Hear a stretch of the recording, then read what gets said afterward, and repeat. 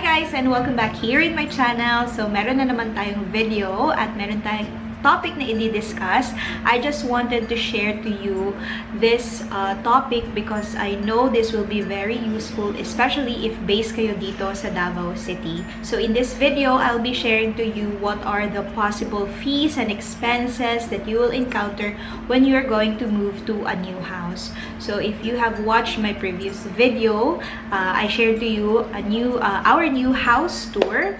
But before we move to our new house, marami kaming mga challenges na na-experience din. Most especially when it comes to finances. Marami kaming pinaggastusan before kami nakapaglipat dito sa aming bahay.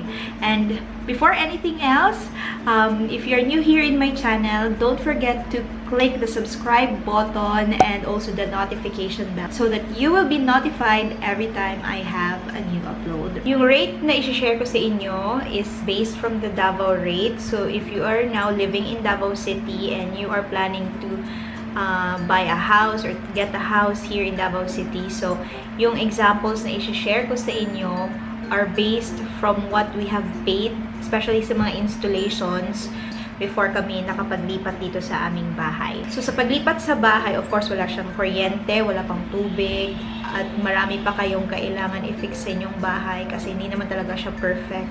Once na it is turned over to you, meron din kayong mga gustong ipa-change or ipa-improve, marami kayong ipalagay sa bahay. So meron talaga siyang kailangan na budget na iset aside para sa mga fixtures na ito. So, nung January 2020 na i-turn over sa amin itong bahay namin, meron silang mga documents na binigay and meron ding mga documents na kailangan, most especially if you are planning to have like your light installed. For example, January sa amin i-turn over ang bahay. We have to wait for 45 days para ma-release sa amin yung certificate of occupancy. But unfortunately, by March, nag-lockdown na. So, lahat ng documents is also delayed. So, yung main requirement nila is yung certificate of occupancy and meron din silang mga IDs na kailangan before you can apply for the light installation. So, yung binayaran namin or actually yung regular price for the light installation once you completed the requirements is 5,000 pesos. That's for the Davao Light and Power Company. So, dito naman kami sa village. But I am not sure kung meron din kayong ibang experience. You can comment in the comment section below. Kasi nandito kami sa isang village, yun na ang rate na binayaran namin or kailangan bayaran. Di ko kasi alam kung ikaw ang nagpatayo ng iyong bahay, kung magkano or meron ba siyang difference sa pagpapa-install ng light. Kasi as what I have known, if malayo kayo sa poste or like yung bahay na pinatayo ninyo is medyo malayo, parang meron kayong babayaran na yung wire or like meron talaga siyang mga additional na expenses for the light installation. But the application of the light is 5,000 pesos. Yung main document is like the certificate of occupancy. So next is the water installation. So as I have mentioned in my previous video, so dito sa area namin or itong housing na ito ay hindi sakop ng Davao City Water District. So the water supplier or provider here is the First Peak, which is from the E-Prime Business Solutions. And upon application, meron din silang mga requirements, basically yung mga IDs. And then, yung worth ng water installation fee is 5,500.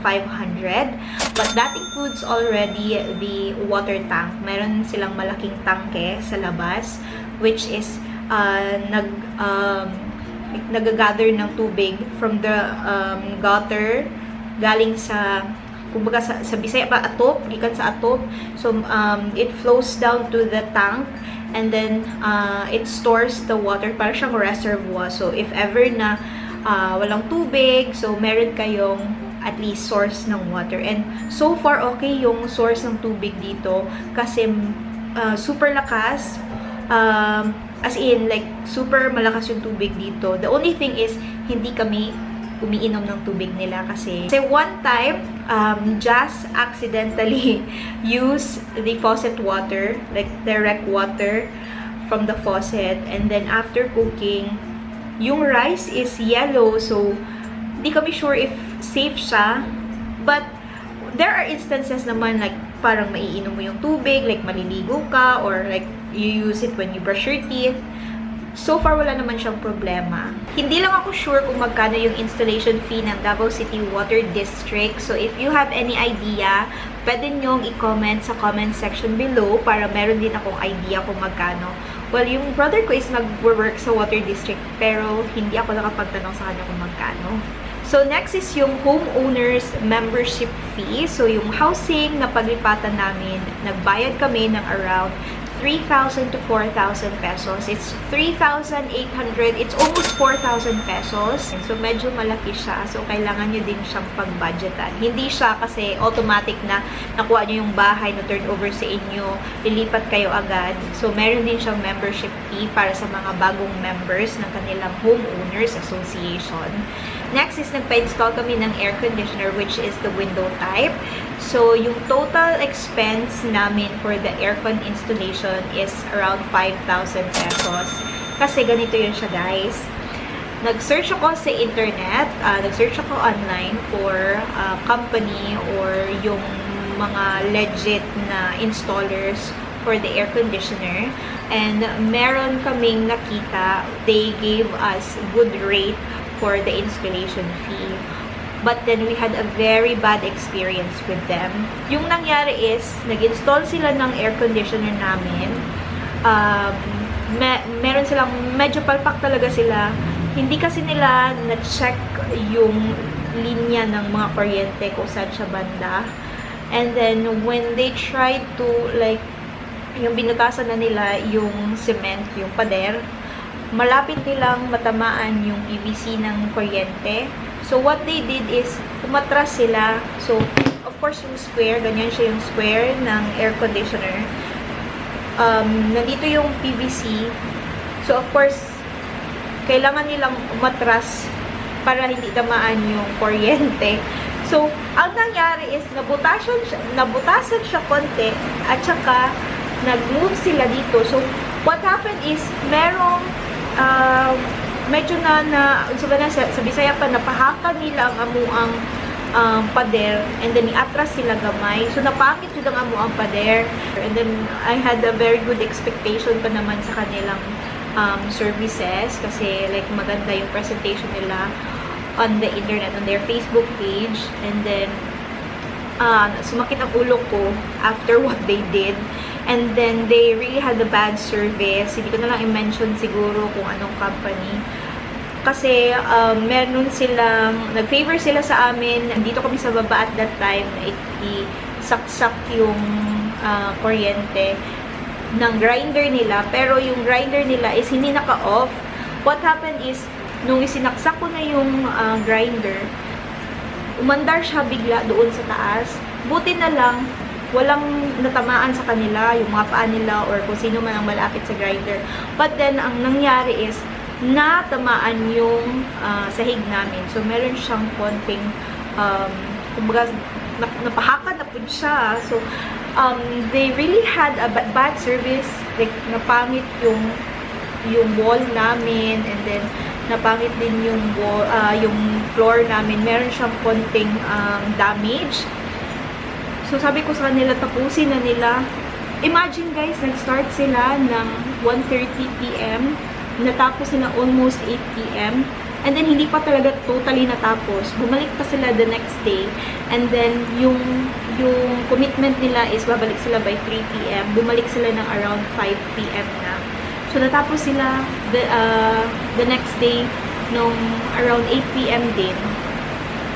So, it's like, oh my God, kapangit silang service, oy.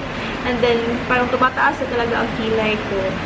And then, yung napag-usapan namin na bayad for the aircon installation through our conversation on Facebook Messenger is 2,000 pesos only.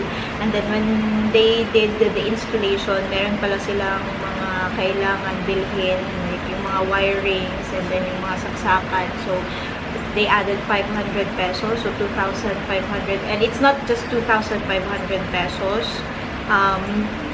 Almost 3,000 pesos din yun siya kasi meron ding mga additional pa. So, si Jazz nakapagbayad ng around 2,800.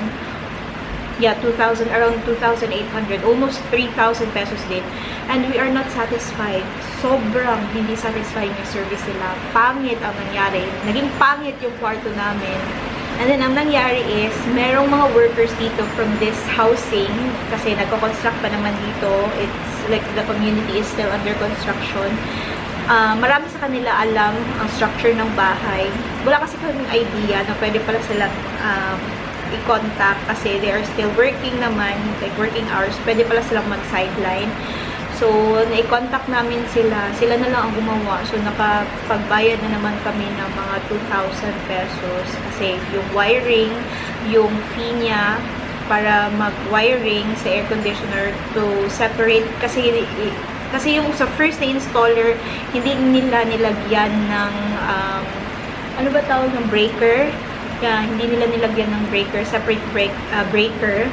Bayad na lang kami ulit, which is 1,500 pesos. And then, yung sa air conditioner naman, pinaganda nila yung wall namin ulit. So, nagbayad kami ng 500 pesos. So, at least, yung air conditioner namin is maganda na. And yung wall namin is also maganda na. With paint na siya. And, yeah, it was really the worst experience for the air conditioner installer. So, never again. So, sa aircon installation, almost 5,000 pesos yung na-spend namin. So, meron din namang mga mura lang na aircon installer, nasa 3,000 pesos lang. So, next is ang amenities. Meron kami mga babayarang amenities dito kasi it's an exclusive subdivision. Merong court, may swimming pool, may clubhouse, merong security guards na 24 hours. So, yung monthly fee namin dito is 795 pesos. So, binayaran na din namin yan siya before we moved here. So, na-turn over siya January and then nakapaglipat kami dito September. So, imagine, 795 pesos times 8 months. So, yun, binayaran namin before kami naglipat dito. And next is ang lipat bahay. So, of course, before kayo mag-move sa bago ninyong bahay, kailangan ninyo ng lipat bahay truck. Kung wala kayong sasakyan, para dalhin yung mga gamit ninyo from where you lived before moving to your new house. So, merong iba't ibang truck na pwede nyong i-hire kung maglilipat bahay na kayo. So, merong elf truck at saka meron ding bongo truck. Depende kung gaano karami yung gamit ninyo na ililipat sa inyong bagong bahay. So, sa amin, konti lang yung gamit namin kasi nakatira naman kami doon sa aking mother-in-law. And yung occupy na space namin is isang kwarto lang. So, meron kaming bed, yung computer, drawers namin. And mostly kasi sa bago naming bahay, bago yung gamit. So, before we moved here in our new house, pakonti-konti, bumibili kami ng bagong gamit at saka nilagay lang namin siya dito and then chine-check lang din namin. Pero binili namin siya like almost lilipat na kami ng bahay. So, while we are still waiting to move to our new house, nag-iipon lang kami ng pera at saka kung kailan na schedule namin ang aming paglilipat, doon kami bumili ng bagong gamit. So, sa lipat bahay, if you're planning to hire an elf truck, which is really malaki, meron siyang closed van, meron din yung open van. So, the regular price is 3,500 pesos. Meron din yung bongo, yung medyo maliit lang na truck. This is for 2,500 pesos. So, this is per trip ha. So, yung na-hire namin is yung bongo, kasi konti lang yung gamit namin. Pero kung meron kayong mga relatives or meron kayong sariling sasakyan, pwede siguro ninyong dahan-daharin pagdala yung mga gamit sa bago ninyong bahay. And of course, meron din kaming internet, but we waited for the internet to be installed like after 2 weeks before I filmed my previous video. So, I think that was 2 days after. Meron na kaming internet niyan. And then, of course, the internet installation is for free. But then, yung poste kasi dito sa amin is sobrang layo. So, of course, as a way of saying thank you na lang din sa installer, binigyan lang namin sila ng konting konsuelo. And the last thing dito sa aking list is, of course, nakapaglipat na kayo dito sa bahay. Meron na kayong kuryente, meron na kayong aircon, meron na kayong tubig. Kasi yan yung mga basic. So, kailangan nyo ng mga supplies ninyo. So, sa aming first 15 days here sa aming bagong bahay, nag-grocery ako ng around 3,000 pesos na worth ng grocery items. So, that includes all the necessities na. So, meron ng rice, meron ng karne, meron ng condiments, and then yung like mga anong gamit pa na kailangan, most especially yung mga pagkain. And of course, meron pang mga fixtures dito sa bahay. But so far, yun lang naman ang mga basic na fees and expenses na na-incur namin or nabayaran or binayaran namin before we moved here in our house. Yung light installation, water installation, aircon installation, mga amenities, homeowners, membership fee, lipat bahay.